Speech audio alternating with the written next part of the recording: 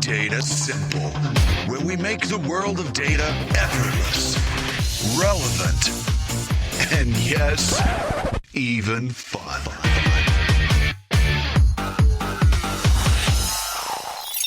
Hi, this is Al Martin. This week on the podcast, I'm going to take the chance to share some of my own thoughts about data. This is a keynote that I gave in last year. I believe it was October. It was in the Big Data Summit KC conference. KC in terms of Kansas City, which for those of you listening, it's the best place on earth. I shared this keynote with IBM Fellow Sam Lightstone. Let's be honest, I did all the light work, and he jumps into the product demos to make it real. But I hope this provides a greater understanding of data, at least my perspective. Comments are always welcome. Please let us know how we're doing in the podcast, whatever format you may be listening in. And I appreciate all of you that have reached out to me to share your data stories. Thanks again, and talk to you next time. Responsibility for all things data at IBM. I hold responsibility for client success for analytics. So 2 out of 3 of my passions being data, the client experience, and leadership. And though I would say that the data and client experience tend to be core to everything we do in the industry right now. But I am from Kansas City, which is great for me because a lot of people ask, how are you an IBM exec and living in Kansas City? And I'll tell you that my family lives here and I reside on a plane for the most part, which is good though because this week, unfortunate to Sam, and I'll introduce him in a second, I get to sleep in my own bed today. So this is fabulous for me. Today, I am going to talk about modernizing your data platform, and I'm also going to talk about making data simple, accessible, and ready for Al. A lot of people say ready for AI, I say ready for Al, because if you had a name like Al, then you see it in every piece of literature that's out there today. So it's like a dog and a squirrel. Everything I read is like, oh, wow, that's not my name. I mean, I'm not kidding you. This is a real problem for me. I'm the 5th, so my whole name has been a problem whether I'm traveling. Now it's AI. I continually struggle. So, in addition to that, what we're going to do today is hopefully I scare you a little bit. I'm going to talk about the future, and then I'm going to talk about the path to get there. And then, if that weren't enough, I have a special guest today, Mr. Sam Lightstone, who is an IBM Fellow. This is where everybody goes, ooh, because it's an IBM Fellow. No, he's much smarter than me, and he's going to take everything that I have and make it tangible, make it real. We're going to have some demos at the end. So I'll try to hurry, but not be too quick, if you will. So, and I will have a little bit of fun. Disclaimer, which is worthless. All right, I'm going to jump into, all right, so I had a speech at UMKC not too long ago, talking with students, and the period of disruption. I'm not going to go into that pitch too much, but we talk about continuously learning as part of that pitch, and I believe it to be so. I mean, it's fine. If you're taking your degree, you read a lot, you continuously learn, you're in good shape in this environment. If you're trying to stay the same, you might think about retirement at this day and age because it's moving and it's moving fast. So I thought this is one of my favorite pictures. I've got another one to complement it. God, I want to look back, and that's like huge. So has anybody seen this before? If you've seen it, then don't answer my next question. Can anybody see the car in this photo?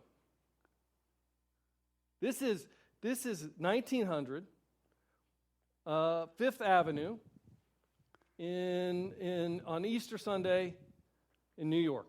Well, Fifth Avenue, New York.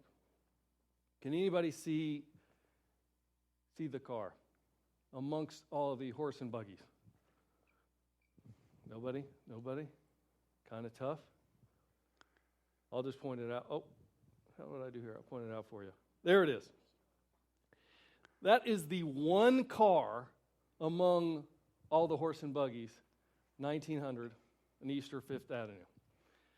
So, let me fast forward 13 years, 5th Avenue, Easter, and now it's in 1913.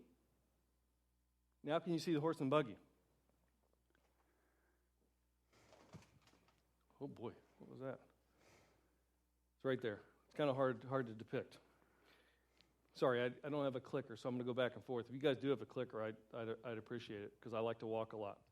So in 13 years, you see one horse and buggy, and I can't imagine that horse being able to withstand all these new cars driving by. Almost completely obliterated in terms of disruption. And that's when disruption was slow, right? And the interesting thing to me about this is the government even got involved, as you might imagine, and they were able to get licenses, everything squared away, and still transform the industry. So it can happen, and it will happen. So let's dive in. I'll come back to that in a bit. Next thing I want to talk about is data monetization. They're predicting by 2025, 180 zettabytes of big data and analytics. I can't comprehend what that means, but I know it's 350 million times what's in YouTube today. That's what we're going to be up against here very shortly. And we're talking about untapped potential. Everybody's talking data. If you look at the data right now, and from IDC, they'll tell you by 2020, big data analytics is going to be 203 billion. That is a 12% CAGR rate that started from 130 billion in 2016. So big changes ahead, and a great opportunity probably for everybody listening out there. So where Batman is, here's the one thing I would say to you. You've probably overheard the saying, data is the new oil. And actually, I think that's a great analogy. I think it continues to be a great analogy, because most of you may know that oil, 20% is on the surface, think tar pits. 80% is well below the Earth's surface, and you got to find it. You got to refine it. You've got to extract it, bring it to the surface. Crude oil isn't going to do you any good. You've got to cleanse it, essentially refine it, so you can really, really hit gold, right? That is no different than data today. 20% is accessible, 80% is not. Those institutions that find that 80% will hit gold, I promise you. Some of them are doing it in unique fashion, maybe in minute subsets, but that is the game. There's a reason everybody's going after your data right now. So as if that weren't enough, it's like people have forgotten about data. Now they're going straight into AI. And that's all you hear, straight into Al, right? With the promise of transforming the industry. So by 2021, AI augmentation will generate $2.9 trillion of business value. There was actually a study done that you can research out there by two Oxford economists in 2013 that said there is 47% of U.S. jobs have a very strong likelihood of being alleviated in 20 years, meaning 2033. 47%, and they went down the list, which is interesting. I mean, you can go see it. I mean, they just put their money where their mouth is. It's a pretty long article. But, like, by example, referees, 98% gone. That strikes me as kind of funny, because we'd have to have somebody out there just looking like they're doing something, I would imagine. But then they had cashiers, 97% alleviated. Chefs, it was 96% gone. You can go look at it, 20 years. So you can be a naysayer and say, hey, don't worry, that's not going to happen. Now, I'm not one of these scare tactics, or I'm not on that wave of thinking. I think there's going to be a lot of opportunity with continuous learning. Let me say one thing before I go on. When you think that may be unlikely, if you go back to the car analogy that I gave you, that was in I think it was 1916. 1916 is when the Model T started going through production, I think, and it really came out. By 1920, all of the cities had alleviated a horse and buggy. It was all cars. It didn't take, though, until around 1939, we had to go through the Great Depression, but 1939, when it was really, you weren't going to see a horse and buggy anywhere. So I don't know. That's 23 years. So that prediction could be pretty well founded. And the only reason, the folks that got in early, like the cities, they were able to move quick. And that's where you saw, by 2020, every city looked like New York. So let's talk about why, and then I'll get back to data eventually here. But in terms of why, we make 35,000 decisions a day. 35,000 decisions. I think on the weekend, my wife probably takes 10,000 of those. That's my augmented intelligence right there. But 35,000 on average. So you get up in the morning, you think about what time you're going to get up, you think about whether you're going to work out. For me, that's a 10-minute cycle, thinking I'm going to feel guilty if I don't work out. No, maybe I should work out. No, let me reward myself today. Then you get into what you're going to wear. I mean, Steve Jobs, I think, had it right where he had, a turtleneck, Levi's, and New Balance every day because he got the idea that, excellent decisions are finite. So he's going to take the ones that don't make sense out of that decision process so he could get to the stuff that is a priority. But artificial intelligence can automate much of this. That's the bottom line. A lot of the repetitiveness. And the question is why? And I would say there's three reasons of that today. One is data. Digitalization is such that data is more accessible than it's ever been before if you've got the ability to grab it. Algorithms, even though I would say machine learning has been around even since the 50s, late 50s, and certainly in the 70s, but now open sources have perpetuated that. And then maybe most importantly is storage and compute, where the price of storage and compute has dramatically decreased. It means it gives rise to the accessibility of data. But here's the reality. So I had Batman before. Your data isn't ready to leverage AI. I'm here to tell you. I meet with a lot of clients. I don't want to spoil the show, but it's not ready. I'm just realizing this is a cat too. That's pretty cute. Nice. So, but that's if you look at data, it's not our fault. We can blame it on our predecessor or something. It's not our fault in that if you talk to clients, MIT, by example, will tell you that 81% do not understand the data they really need for AI, right? I think 49% say the data they have that they've already studied is certainly not ready for AI. I got to believe there's another 44% or so that just didn't get surveyed relative to my experience. But the reason is because it's disparate data types. It's various data types. You got data silos, which is a big one. That's Will. I know Will from Hortonworks. Yes. How are you, Will?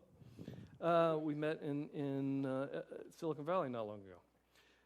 Data quality challenge, talent shortages, as well as things like GDPR, PHI that are hitting businesses today. So this is where I turn the corner and I say there is a path forward.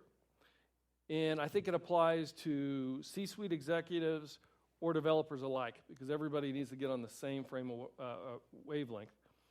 And I think it aligns with what I term the maturity curve, and this is the maturity curve from left to right. And all data becomes more accessible as it becomes more accessible, it gains more value. And if you want to be a digital transformative organization, you've got to be insight-driven, and if you're going to be insight-driven, you've got to be data-driven.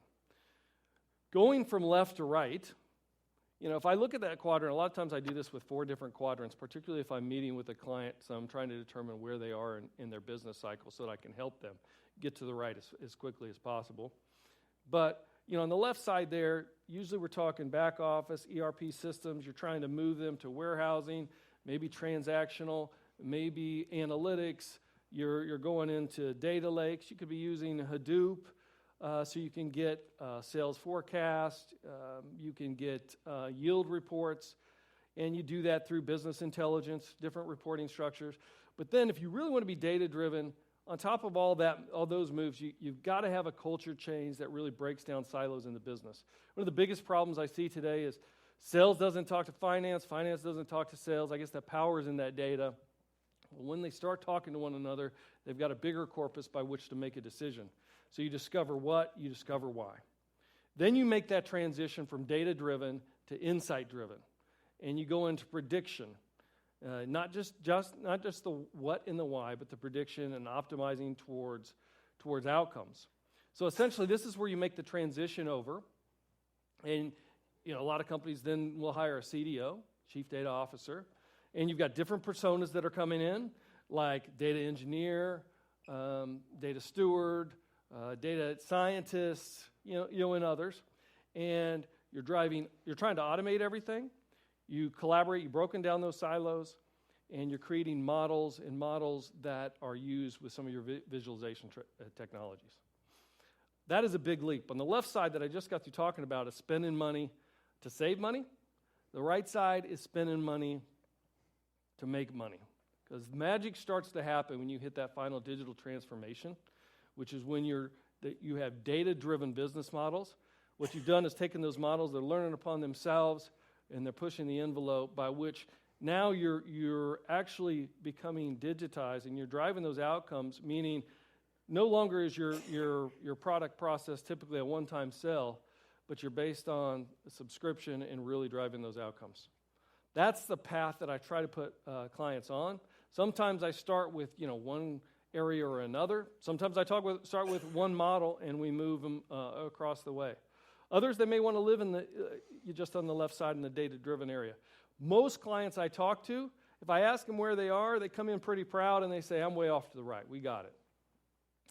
That's not exactly true. About 20% admit right off front that they're still on the left side of this screen.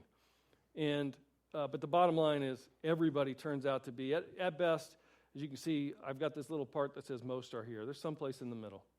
And I'm trying to push them from left to right as much as possible. All right. But here's the thing. It's tough. People are having a slow start at it, but we should have a sense of urgency right now, and I truly believe that. Not only is it my passion, but, if you look at history, not just cars, but where the business is, things are changing. They're changing rapidly. I'd make the case that since 2007, the iPhone came out, and then beyond, we've been surpassing Moore's Law. So one astounding piece of percentages or piece of fact here that I'll give you, and by the way, as I finish through this pitch, base everything based on fact, and you can make your own determinations here, but 52% of the Fortune 500 companies have either gone bankrupt, been acquired, or ceased to exist since 2000. That's astounding. And more than that, if you're an investor, if you look like at the S&P 500, I think that started in 1957. And in 2007, only 18 of the original companies remained there. And since 2012, every 2 weeks a company has been replaced on average. So if you do the math on that, that is 75% of the companies are going to be replaced in the S&P 500 within 15 years. So I know that is, S&P 500 typically represents the top, the big cap stocks or large cap stocks, but that's going to apply to everybody. That's all the way down. So you can look at your neighbor and you can pretty much figure that in 15 years they're going to be changed one way or another. But the good news is there are companies, hopefully like IBM. I'm not going to give you IBM as an example because I want to be objective.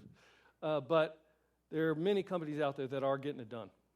One example is Allegiant Air that I'm impressed with, and I'll give you their example. They are a big data company with planes. That's what they consider themselves. They've changed their culture so that they embody that concept. In fact, by example, they're really moving into what they call value-added services. And by that I mean they have services that they're selling, not just the air flights and whatnot. They're selling services like hotels, rental cars, but also just flat-out entertainment that they're pushing to clients. And now it represents 30% of their revenue. And more than that, they figured out that 94% of their clients are are mobile or they're online, so that they're integrating that technology with mobile and IoT so they can give real-time decisions, whether you're in an airport or otherwise, so they can make suggestions on pushing that value-added service. Second is AMC. Hold on just a second, I'm going to get a drink. Hope this is for me. Second thing is value-added services.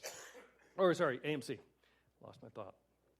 So AMC is a really good customer of IBM because they've really used our technology to the nth degree. And what they're doing is using machine learning, hybrid cloud, appliances, and data warehouse on cloud so that they can put it all together. And as a result, they're able to propose new marketing. They're able to essentially, well, let me give you an example. Mad Men, they do Walking Dead, they do several. On Mad Men, they actually, during a broadcast, can do analytics and machine learning that we've worked with them on, so they can identify who their audience is and be able to give them a promo in flight while the episode is going, which is pretty impressive. They do that. They're also, there's used to be a thing as a pilot. They're predicting how successful that their shows are going to be, so they don't have to do the hefty expense in terms of appliances. So they're really doing it well. And again, it took that culture change that they embody. So, hey, everybody wants AI and they want it now. So I'm going to give you bad news again. Sorry, but I think most clients are not ready. And what we often say as a phrase is there's no AI without IA, meaning there's no artificial intelligence without integrated architecture.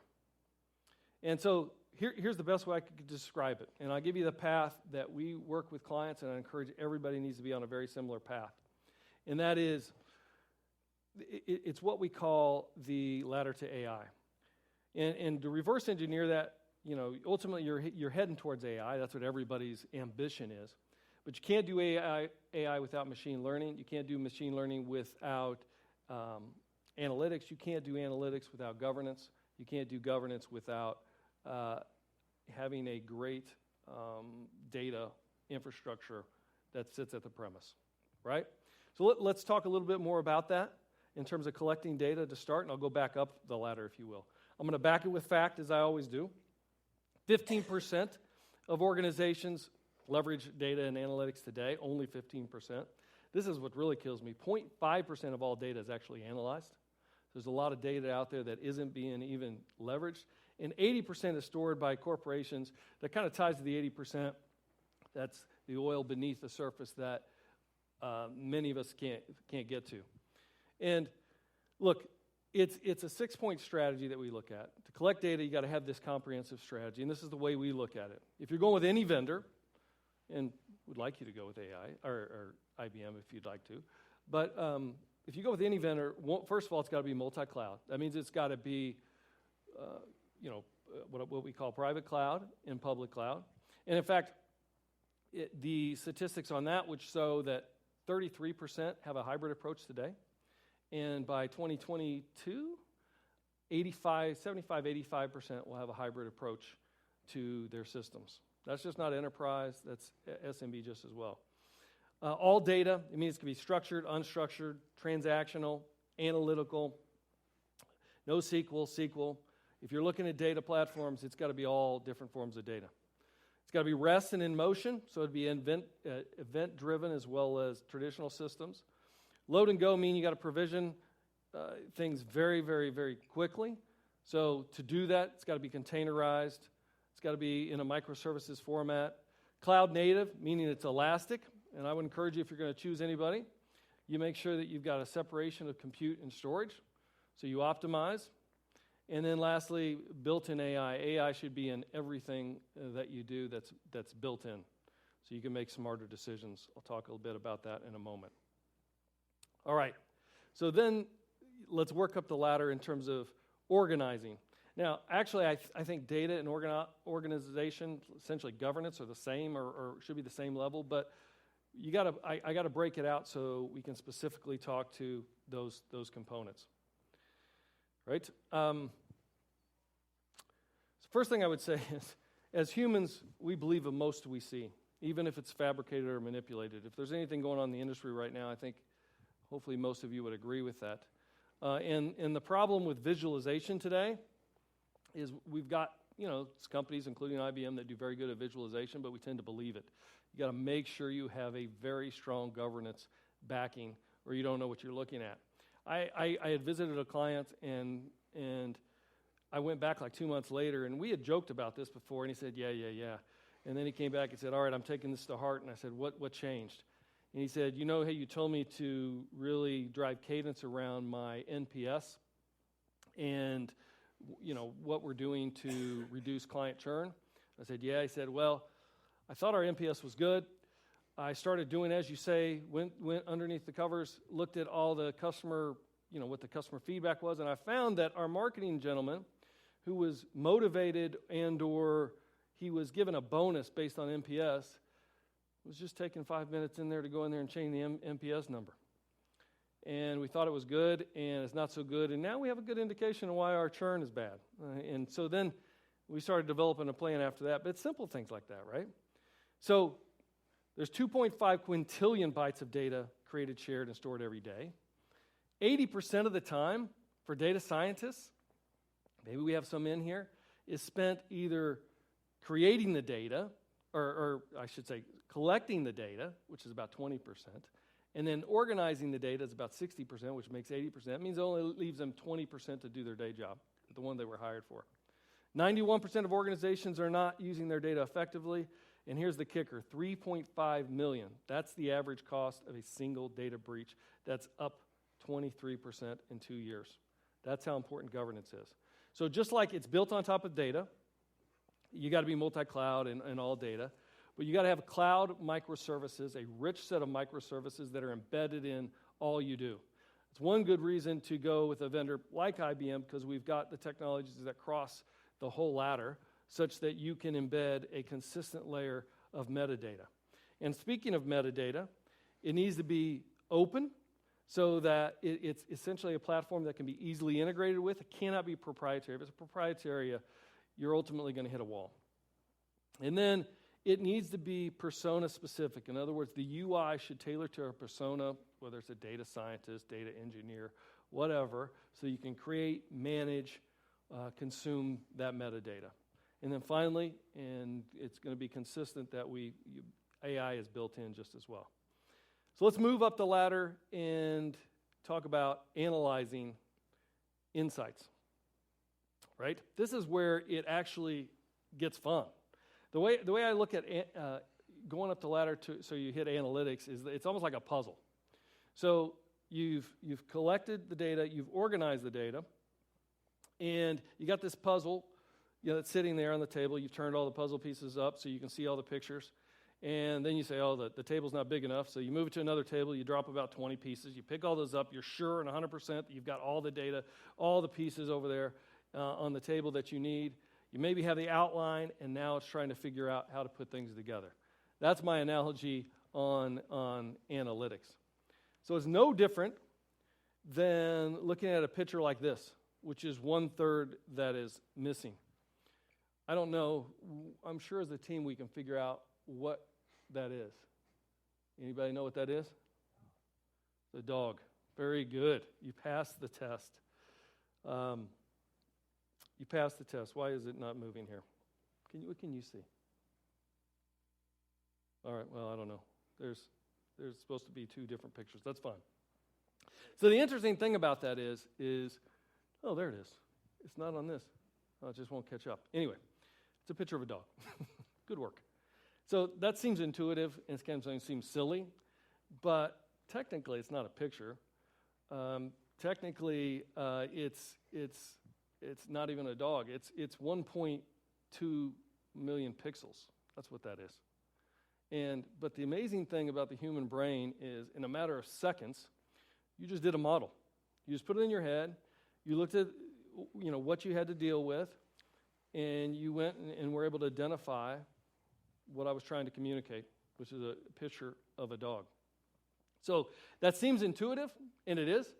But now imagine developing a model That's what a model is. A model is the ability to take all the information before you and make the best business or best decision off of.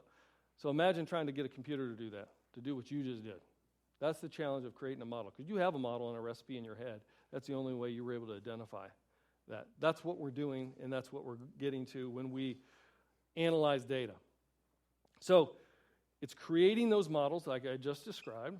It's continuously learning from those models. I'm working with a department in IBM, and I've given them a model, and they say it doesn't work. Well, you got to keep giving me data, feedback, so I can keep learning continuously, so it'll learn upon itself. That's what machine learning is about. You got to optimize outcomes. In order to be successful, and I'm firm with this, it's not just another bullet to make sure that there's 6 bullets, and that is we've got to bring IoT or IT in the line of business together, so we can open up an entire corpus of data and leverage it. Then you're able to use visualization properly in terms of what happened. You got a 360 degree of why did it happen, and then you can predict and get ahead on what happens next. Right? Once you have that, then you can embed machine learning everywhere as you progress your models and you work your way towards AI. Because here's the thing. It's not moving as fast as it needs to move. Is it there? Anyway, the dog that we looked at, when you look at it, all right, so we figured out it's a dog, but now the question is, and what we should be asking is, does the dog have a leash on? Does it have a collar? Is it light or day outside? And that's not just about labels. We can ask, what's the health of the dog? That's when machine learning starts to take off, and you start to approach the boundaries in pushing artificial intelligence. So, better data. This is a vicious cycle, right? Better data, better models, better decisions. And these are models that require training without innate bias. And I think that's important because there's such a thing as the default effect. Our human brain works such that if we've already made a similar decision once, we'll take the same path, even if there's little nuances that we don't recognize because we're lazy. We'll take that and move on because we've got to make 35,000 decisions a day. We've got to continue the repetition, and we've got to leverage data and the computing power that's available to us today. Right? So one thing, how much time do I got? I got a little bit of time here. I think one of the stories that I told not too long ago that I read by Michael Lewis, it's called The Undoing Project, I thought was really fitting into what I just mentioned in terms of continuous learning. This is a great book by Michael Lewis, if you get a chance to read it. It's terrific. It's about 2 economists, essentially behavior economists, that did a lot of different studies on our behavior. And in the 1970s, these models aren't new. In the 1970s, they did this little test. And they went to the Oregon Research Institute, and they said, I want you doctors, they put a bunch of doctors together, they said, I want you doctors to look at it was stomach cancer, and come up with what you think are the attributes of stomach cancer. So they came together, they identified size, shape, color, crater, all these things. They came up with 7 major attributes. And then they sent some scientists off to do a model and see if they could, complement that effort. This is before all this data that we have today, et cetera. Not new, 1970s. And then what they did is they brought all the scientists together, and then they said, all right, so here's your 7 attributes. Here's the model you gave us. Here's 100 different pictures. I want you to identify which ones are cancerous and which ones are not. They said, all right, cool. They did this. They sent the data off to UCLA. UCLA sends it back. And the scary thing, so the next time you go to the doctor, think about this. The scary thing is not only did they not agree with their peers, they didn't agree with themselves. That's where that bias kicks in. Again, in the 1970s. So the model that they had created then beat the doctors more consistently based on the attributes they unobjectively came forward with. So machine learning, if it's based on data-driven information, can change the game, and it's all over the industry with media. I just talked about that in terms of audience prediction, utilities, efficiency opportunities, telco with customer churn and retention. I spent a lot of time with that, particularly with insurance industries as well. I won't go completely around here, but Retail, a lot of maintenance, predicting maintenance. That's probably one of the worst costs that a company has if they're in retail. If they do a lot of maintenance, if you can predict those and avoid it, and then drive customer service, it goes without saying. But I'll make one last point before I turn it over to the expert, Mr. Sam Lightstone, IBM Fellow, and that is what the last thing I would really encourage you to do, and something that we're doing at IBM, is I think everybody can be a chef in machine learning if they've got all the other pieces. That includes, most importantly, data, my favorite. IBM is working on already has released a means to give the kitchen.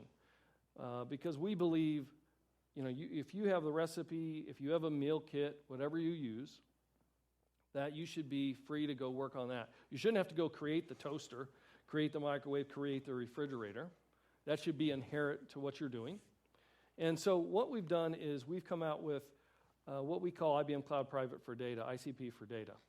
So whatever vendor you choose to go with, I would look for the same attributes here that I'm going to describe in a microservices framework so you can focus on the things that matter and make sure that you have all the elements of the letter to AI that I just described.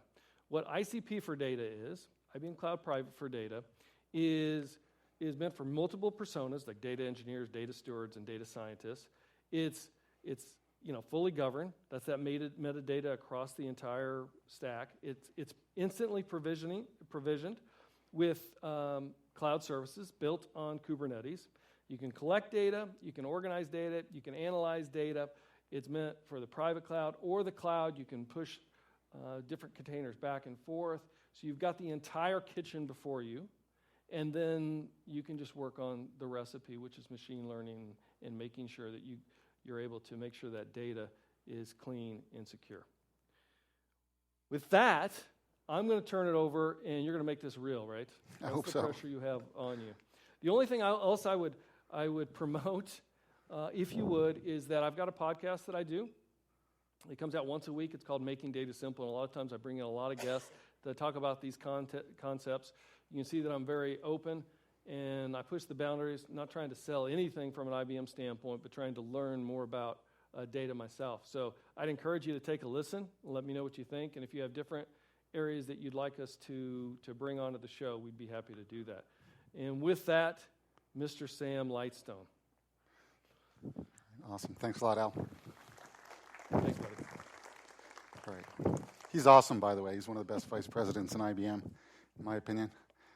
What I'd like to do now is continue the thread that Al's started and share with you some thoughts from CTO's perspective, a little bit more on the technology, and also want some demos for you. Some of these are a little deeper than others, but hopefully they'll all be entertaining for you. So before we get to the demos, I want to just augment a little bit some of the thoughts that Al talked about. Al was speaking very much, touched on a lot of developments in the industry, in particular from a business perspective. And I want to just maybe spin a little bit from a technology perspective, where the industry's going. And the first thing I want to mention is that we live in really amazing times, like breathtaking, astounding times.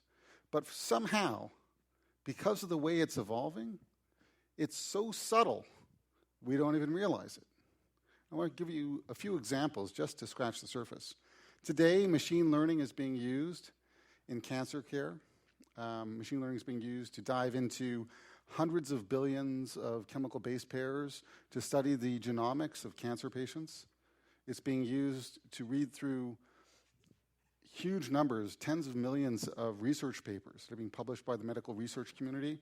And in all of this in the goal of servicing and helping millions of cancer patients. How many research papers do you think your family doctor reads per year? 1, 2, 5?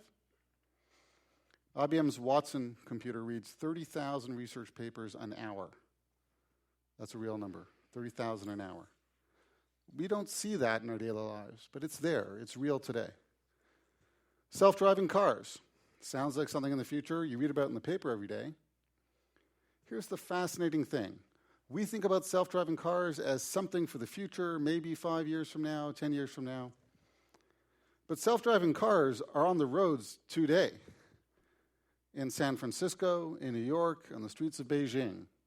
Prototypes are going through the final phases of evaluation, getting out the final kinks so that we can buy them in a few years. So we think of it as future because we can't buy one yet. The reality is it's on the roads today, and they've driven hundreds of thousands of miles. These self-driving cars have probably driven more than I have in my life, and they're probably safer than I am as a driver. And by the way, they don't need to be perfect. They just need to be better drivers than all of us. And natural language services. This is one that maybe is a little bit closer to us. We speak to our phones. Sometimes we speak to our computers. I've got a TV at home. It's an Android TV. I speak to my TV, and sometimes it even understands me. Brings up the right TV show. So all of this stuff is upon us today, and it's getting real. It's really real. So, you come to a conference like this, and people stand up and talk about AI. You go, what does it have to do with me? What's that futuristic stuff? I want to show you an example of what I consider to be breathtaking technology. Breathtaking technology developed by IBM Research. This has been underway since 2012. And this is an AI system that actually engages in debates on serious topics with human experts. Serious topics like, not a chatbot. Serious global concerns. Watch this. This is IBM Project Debater. Real-world problems, a lot of times they don't have a clear bottom line win. Otherwise, we wouldn't debate things. According to rules set by the candidates themselves. What we are trying to accomplish here is really to demonstrate that we can have a meaningful and valuable discussion between man and machine. We are actually trying to show that a computer system can add, if you want, conversation or decision-making by bringing facts and doing a different kind of argumentation.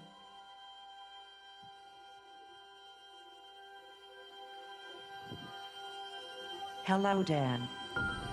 Thank you for the opportunity to be here today. The debater system tries to understand the concept over which we are debating. Having analyzed the data, I will argue that we should subsidize music education. When it gets the topic, until you hear the first speech, it's collecting all the possible arguments, trying to remove redundancy. It is about recognizing important issues for society. The system is evolving. The IBM Debater can have all the opinions in the world, but IBM Debater does not pay taxes, and we do. You are speaking at the extremely fast rate of 218 words per minute. There is no need to hurry. The value of the technology is really to allow decision makers to take more informed decisions. There is a territory which is uncharted to some extent, and this is where we are now. Thank you for listening. All right, isn't that awesome? It's unbelievable. Just crazy. Just crazy. All right, now, if you're watching stuff like that, if you're like me, you look at this and you go, wow, that's super exciting. That's amazing, but it really doesn't have anything to do with me. Because I don't need one of those in my kitchen, and I don't need one of those in my living room, and I don't need one of those at work. So, that's nice. It's something for somebody else. Maybe somebody else in the world needs that. But I want to suggest to you that actually, all this machine learning talk and AI talk is something that you need. And maybe not for the use cases that I just showed you, which are maybe a little bit more flamboyant and exciting, self-driving cars and Project Debater, but a lot of us, most of us who are in the data business, we're in the business of looking for trends, looking for correlations. Are things going up? Are things going down? Is A connected to B? I want to segment my customers. I want to see where the market's going. I want to see where my product revenues are going. I want to understand the correlation between customers and sales forces and marketing campaigns and products and so on. So those sorts of things are important to us. And in fact, the techniques that we've all been using for the last 30 years they've been somewhat effective, but to a large extent, they are quite lacking. I came across this little commercial, which I'm going to show you. It's a lot of fun, but I think it actually, even though it's a fun commercial, it actually touches on the problem very elegantly. So think about how you use data in your job and how you're trying to do a lot of those problems in prediction and correlation and understanding the relationships between two different things that may or may not be correlated or may be loosely correlated, and have a look at this. Here we go. Customer data? You got it. Tons of it. And you know your customer. Take Jack, for example. Jack loves waffles. How do you know? Because Sunday Jack said so on social. And last Friday, he'd been searching for a waffle maker in your online store. Boom! Now you're ready to talk to him. Because you know Jack. Except, Jack was actually just carving up for a 5K at the end of the week. He's not so much a waffle freak as a fitness freak. But you already assigned him to a target audience, so you're still talking to him about all things waffle. Jack deletes the email without opening it, and then he ignores your SMS and closes your ad. So you don't know Jack. And to give Jack an experience that would have actually been right for him, you should have had an AI-powered platform that connects all your data to show that he's not obsessed with brunch, he's obsessed with running. And you also would have known that Jack is actually Jacqueline. If your marketing can't make sense of your data, you don't know Jack. Awesome. So I love that video because it just clarifies the problem with correlating events. And, you think this guy is into the waffles, he's really into the jogging, and actually he's not even a guy. It's great. And this is part of the problem that we have today when we look at data and we look at trends in data. We make these incorrect assertions around the correlations. And as my kids often remind me, because they're in university right now, they say, Daddy, correlation doesn't infer causality and all these things. So we have to be careful. All of this is upon us, as Al mentioned, because there's this big inversion that's going on in the industry. And all of these algorithms that we're going to talk about, and all the algorithms that we build up to in the ladder to AI have, for the most part, been around since the 60s, 70s, and 80s. Probably a lot of the people in the room right now weren't even born when a lot of these algorithms were invented. Linear regression, logistic regression, random forest, simple Bayesian networks, neural networks, even recurrent neural networks, all invented in the 70s and 80s, early 80s, actually. So what's happened now is this big inflection, and we think of this stuff as high tech. High tech, what high tech? This stuff is 30 years old. Why is this high tech? It's high tech because the availability of data, all these algorithms need data, and now we got data. And all of you are in this room because you work with lots of data. And we got data, and the other thing that these algorithms need is compute. We've got compute on tap like never before in the history of the world, and for lots of reasons, that's going to be going exponential in the next few years. Okay, so let's jump into some demos. This first one is maybe the weakest of the demos. I say weakest in the sense that I'm going to show you the least tech. This is more of a visual presentation. And I want to talk about the platform layer. And in this case, I'm going to show you IBM Cloud Private for data. And this is the private cloud that you can deploy inside your own four walls. You don't have to go to someone else's data center. You don't have to put your data in the hands of some other operator. You can keep your data inside your own organization and deploy this full-service cloud environment. And it's actually easier to use than a public cloud because every time you want to use a new service, you don't have to start pulling out a credit card and registering for yet another service. So let's have a look at this private cloud environment, which will allow you to deploy relational databases and NoSQL databases, proprietary ones from IBM that we think have additional value, and also the open source ones that you know and love, whether that's MongoDB or Redis or Postgres and so on. And of course, the whole slew of the IBM DB2 line. So here you can see, we're starting up the introduction, and you'll see here a number of the elements of the IBM Cloud Private for data. And one of the first things you're going to notice is the elegance of the interface. This has been designed by some of the best graphic designers in the world. And the presentation that you see actually changes depending on your persona and your job. So if you're an analyst, you get one job. If you're a data steward, you get another job. You get another presentation. You can see the health of your data. You can get real-time actionable notifications on your data as there are problems. You get conversations from your colleagues if you want to collaborate on data projects. You're able to access data inside of this private cloud across systems. And be able to look at all the tables and all the systems, even if it's in a NoSQL database or relational database, and so on. So examples of looking at the data in these systems.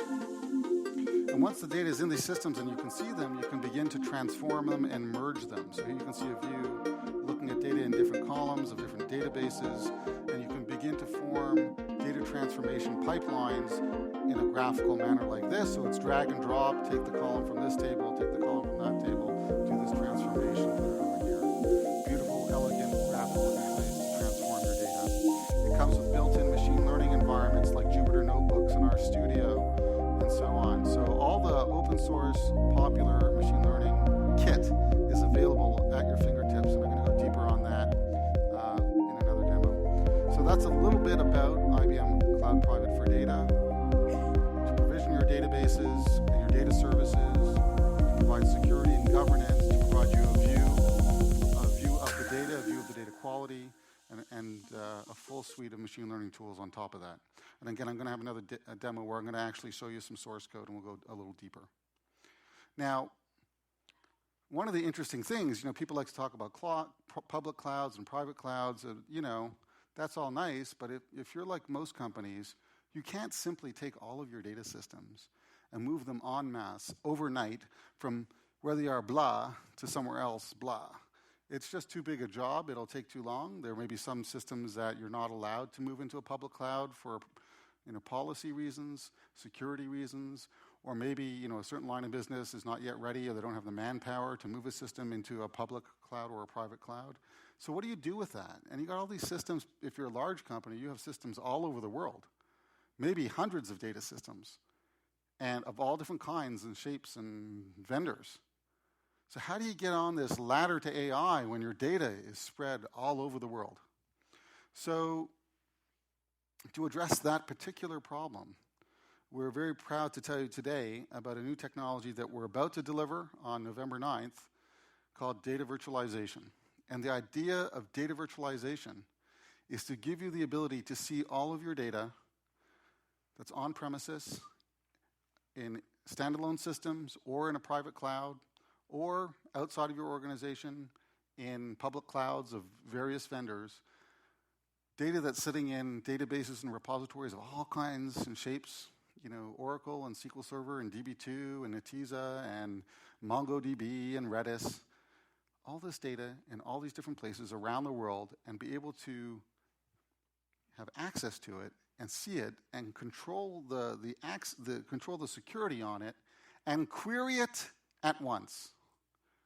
With a single query statement, with a single SQL statement, get a result on 5 systems, 15 systems, 100 systems. And that's the transformation that we're making, which we'll be delivering soon. And through that transformation, you'll be able to query all your data anywhere. You'll be able to query many databases at once with a single statement, even if they're in different kinds of databases. You'll get a massive speed up in performance because you'll actually be able to have these systems working together. So for example, if I have 20 data servers, some are SQL Server and some are Oracle and some are DB2, and I can issue one SQL statement and put them all to work and get the benefit of the combined processing power of all of those systems together and do that in a fully secure manner. So I want to show you a demo of this data virtualization technology, and let me set up the demo for you. I'd like you to imagine that you are now working for the day, you're going to job for the day in the Capital Mercantile Bank of New York. I should have changed that to Capital Mercantile Bank of Kansas City.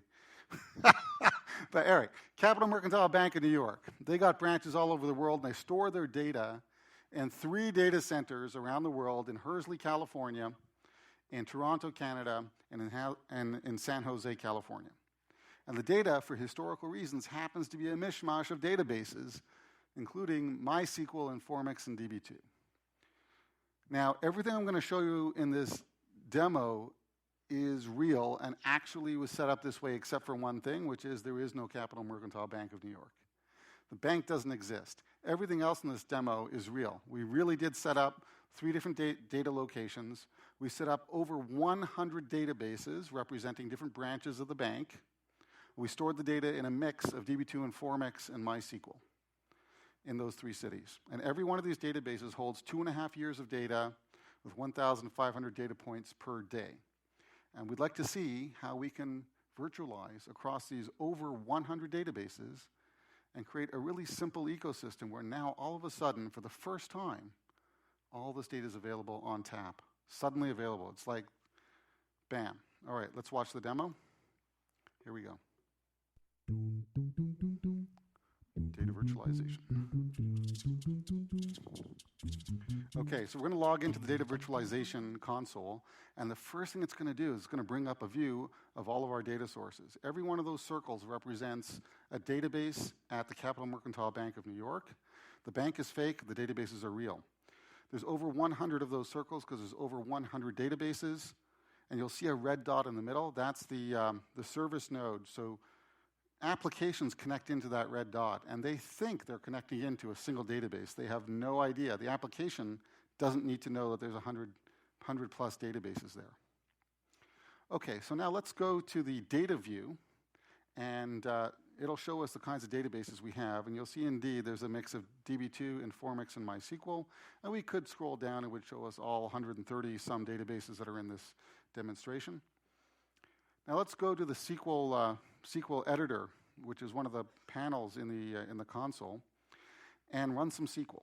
So every one of these 130 databases has a transaction table for bank transactions.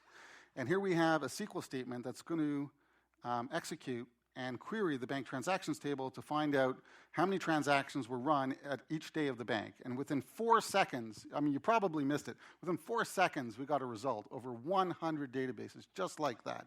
And look at the SQL. The SQL is only querying a single table called the bank transactions table. Amazing. Now let's go and do a more aggressive experiment now in our studio. This is a very popular machine learning environment.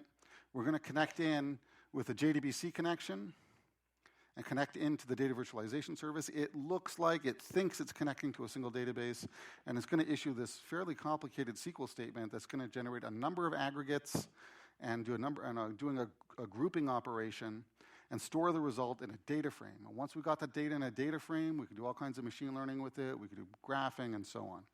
So let's run this R script. Again, it thinks it's connecting to just a single database. It has no idea.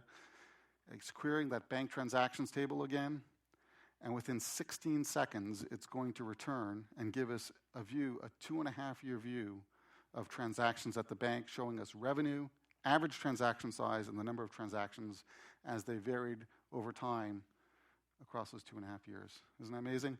And again, that's over 100 databases that were queried, and RStudio didn't have to know that. Your applications don't have to know that there's 130 databases, and all those databases are collaborating together to produce the result. That's data virtualization. Awesome. Okay, so that was data virtualization. So I showed you a little bit of a graphical view into the private cloud. I showed you a running demo of data virtualization with 100 databases. And now I'd like to show you something else. Let's go look at what this all means for the coder in you, the developer in you who wants to build machine learning applications and build models and deploy those models. Let's have a look inside. And one of the big problems that companies have is, a lot of this stuff, a lot of the machine learning environments today are built on open source packages with Python and Jupyter Notebooks and RStudio and so on. But the problem is, every developer's got their favorite.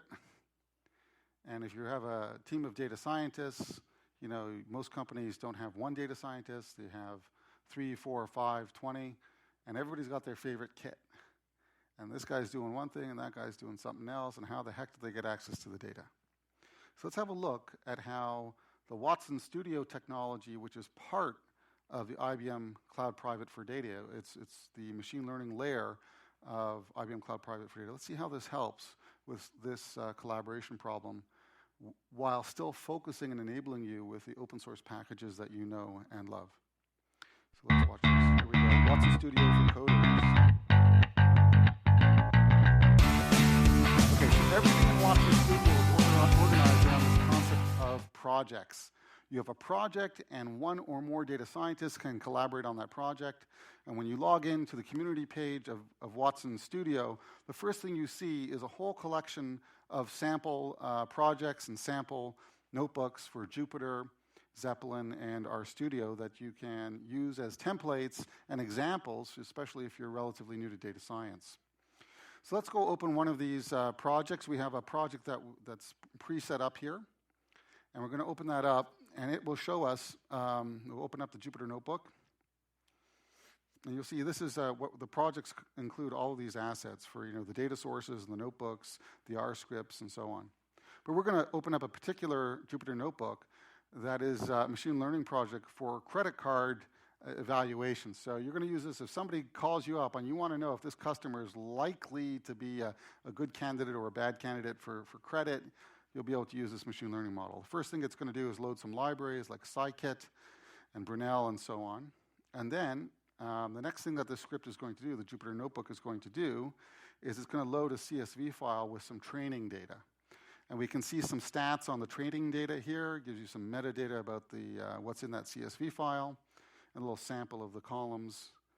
And now, once we've done that, we can use open source packages like Brunel and Seaboard to start doing visualization of this data. So you can see some examples here where we're looking at the likelihood of defaulting on a loan. We can look at a histogram of what are the characteristics of the users, to what extent do they default on loans. They're good, they defaulted in the past, but not so much anymore.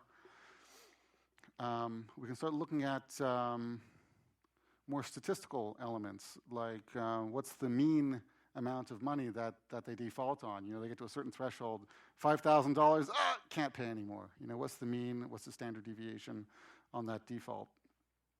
So you can see that there. We start looking at the default rates by location. So it turns out New York is the highest rate of defaulting. And Missouri and Kansas, pretty good. And okay, so once we've done that, that's all about the visualization. Now we can go into our something a little heavier dutier and start building a machine learning model with scikit. And in this case, because of the nature of the data, instead of using something like a linear regression or neural net, in this case, we're going to use a random forest, which is a good example for data like this that's not too deep. And we're going to pick out 11 features that we'll use to build this random forest on. And we'll train the model on this CSV data that we have. And once the model's been created, and by the way, we'll make an example of this Jupyter Notebook available to you after the conference. And once we've got the model created, we can save it. And now it'll show up as a saved model that all the people in my organization who are collaborators on this project now have access to. They can use it. They can use it as an example. They can extend it. They can collaborate with me on transforming the model and evolving it over time. Great. Okay, and so there you can see it in the models list. And not only have we created the model, but now we can see how it's performing. As we're using it day to day, we can see it's 72% effective. That's actually not bad for a machine learning model. You don't want these models to be too accurate because then you're probably overfitting the model to the data. That's not a good sign. Here's an example where we want to do some real-time scoring. So we have an example on the left. You want to see if this guy is a good candidate for credit. So we run the data through the model, and it shows us that, yeah, this guy's got about a 70% chance of paying his bills, 30% chance of defaulting on his bills. So we can make a decision based on the model whether we want to give him credit or not. We can also take this model and apply it to batch environments and generate scripts on it. So in this model, we're going to give it an input data set that gets loaded as part of the batch job and store the results in an output script. And you'll see all the code. And once we put the inputs and the outputs, the scripting code gets automatically generated. Bam. See that? Do you see that code get generated? Just like that. Okay, now we've got this script generated, and we can run it anytime we want with new data, or we can deploy it as a microservice using Watson machine learning. So that gives you a little bit of a feel. If you're familiar with these tools, Jupyter Notebooks in particular, that probably made sense to you. If you're not so familiar with notebooks, that might have gone by a little quickly. But again, I'll give you a link to the scripts after the conference so you can see some of the stuff in action. Okay, very good.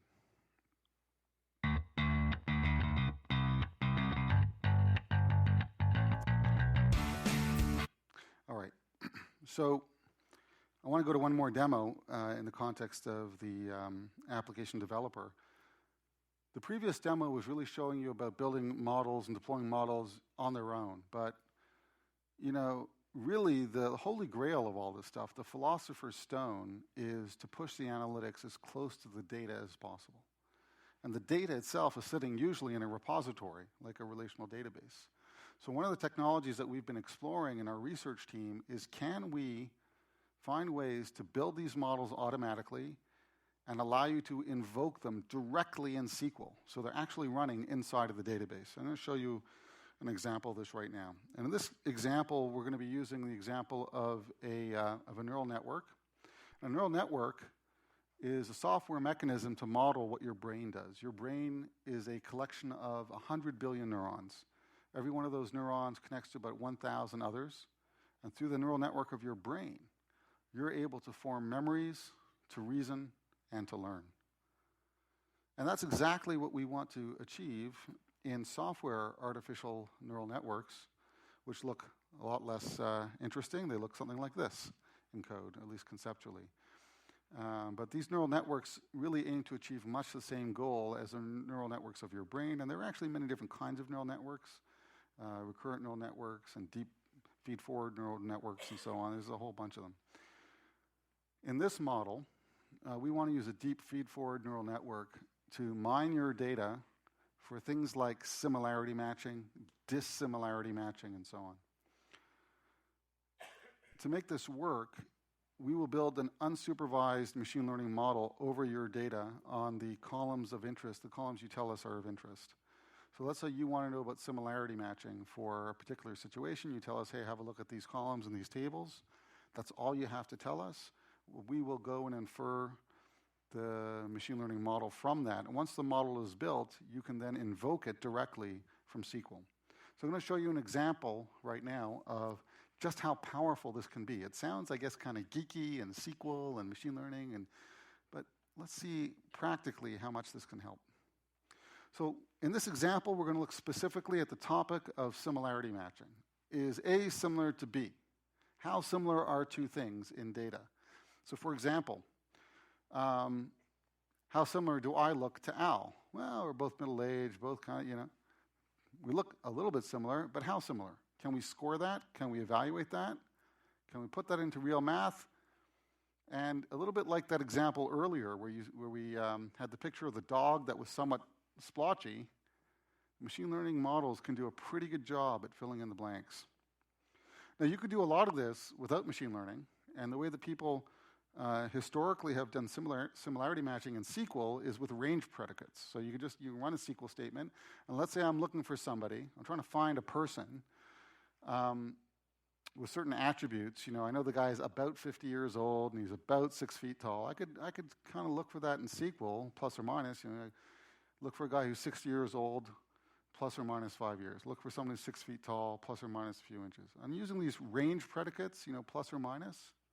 I can try to find people who are similar to each other. But with machine learning and similarity matching built right into the model, we can do a lot better. So let's watch this little example. All right.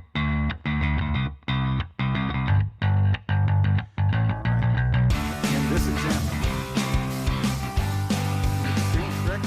same trick where we're going to compare traditional SQL with range predicates to the similarity modeling with machine learning. And in this example, a crime has been committed. A criminal by the name of Deadhead Fred, who shows up in the middle as suspect 2. He has walked into a bank, pulled out a gun, and robbed the bank. Now, Deadhead Fred isn't too bright. He walked into the bank with no mask, pulls out the gun, robs the bank. There's like 50 witnesses saw this guy in broad daylight. He took the cash, he ran out the front door. The police show up, and they take statements from the 50 witnesses. And the witnesses describe him. Yeah, he's about 50 years old, about 5'10", about 180 pounds, blah, blah, blah. So the first thing that the police are going to do is they're going to go back to the police office, and they got a database there of known criminals. And they're going to search through this database of known criminals and try to find a guy who matches the description that the witnesses gave. But the thing is, they know that these descriptions are kind of approximate. When people say he was about 180 pounds, yeah, it's about 180 pounds, plus or minus. He's middle-aged, you look like he was 50 years old, plus or minus. So if they're using SQL, old-fashioned SQL, they'll put in some range predicates. His age, 50 years, plus or minus. His weight, plus or minus, so on. Okay, so here we are in the police database. We're going to try to find the criminal Deadhead Fred. Of course, I don't yet know his name. So let's try finding him first using traditional SQL. We're going to fill in the description that the witnesses gave. He's white, he's 51 years old, his height 5'9", and we're going to search for him in the database using traditional SQL. And in the middle of the screen there, you can see the actual SQL statement that they're using, filled with piles and piles of these range predicates, plus or minus this and plus or minus that. And when they ran this SQL statement, they actually found 19 candidates, 19 criminals in the crimes database that seemed to match the description, plus or minus, that the witnesses gave. Okay, great. So they found 19 possible candidates, and if we scroll through the list, what we'll see is that in this list of 19, you will actually find Deadhead Fred. He's in the list. He's a repeat offender. They know him from before, and he is in the list. And now, if they go and they try to track down those 19 criminals, they will eventually find Deadhead Fred. That's great. Not bad, not bad. Let's try the same thing now using the machine learning model that was built up on the columns of the database. So we're running the same query now, except with the machine learning model instead of all those predicates. First thing you'll notice is it got a lot more hits because everybody is somewhat similar. Some candidates in the database are super similar and some are much further. But the number one hit, ranked by similarity matching, is Deadhead Fred. He's no longer one of 19. He's the number one hit. Now, let's go and look at the SQL statement. It's way, way shorter. Way shorter. Okay, now what if the witnesses got the guy's weight wrong? What if they said he looked like he was 195 pounds? Maybe he put on weight since the last time they arrested him. I kind of resemble that remark. So he put on weight. So now, if they go and search for this guy with the wrong weight, or actually the right weight, but the wrong weight is in the database, they find a much shorter list of candidates, 7 candidates, and Deadhead Fred isn't there at all. Doesn't show up in the query. So good old-fashioned SQL with range predicates no longer finds this guy because the weight that the witnesses described was too far off from the weight of Deadhead Fred that was in the police database. Let's try it again with the wrong weight and the machine learning model. Run the query again. Bam. Lots of candidates, and Deadhead Fred is still the number one hit. Why? Because even though he is less similar now on weight, he's still a great hit on all the other attributes that they were searching for. So from a similarity matching perspective, we're still able to find Deadhead Fred, and that's the benefit of the machine learning. Okay, I wanted to close with one little thought for you. Al spoke to you about the business, and we showed you some demos of private cloud infrastructure, data virtualization, machine learning models, and also extensions to SQL. Why are we showing all this to you, and why should you care? Our hope is that you'll attend talks like this and conferences like this, and you'll see new technology that you like, and you'll think about it. You go, yeah, I could use that in my work, and you can do what you do much better. You can go back to work and become a high-tech superhero. You'll do your job better. You'll make your colleagues look good. You make your boss look good. You'll help your customers. You'll do things that you were never able to do. So with that, on that happy spirit, I put together a little video for you to wrap things up on a high note, and hope you'll enjoy it. Think about how you can use some of these new technologies and be a great success. Here we go.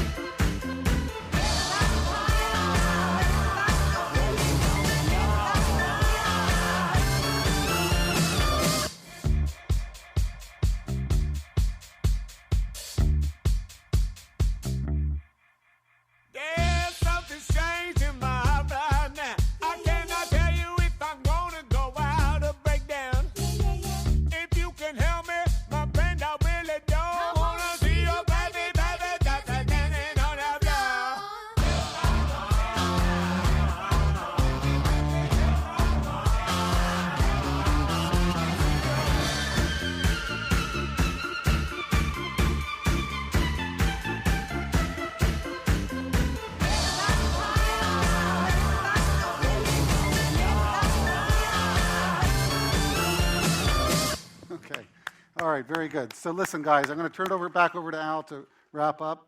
Thank you for coming today. It was a pleasure being here in Kansas City. And Al, back to you. I don't have much left. I appreciate everybody attending today.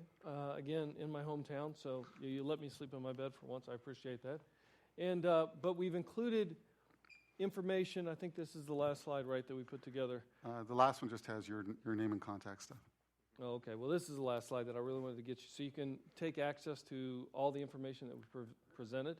You can go out there. You can leverage ICP for data. You can even leverage some machine learning samples that we have out there. And look, we'll be around for a bit, answer any questions that you guys might have, see what we can do to help. Thank you again so much. And if you get an opportunity, please listen to the podcast. I'd appreciate it. And there's my contact information. I do answer it on LinkedIn, so happy to help. Thank you, guys. Thank you, Sam. Appreciate it.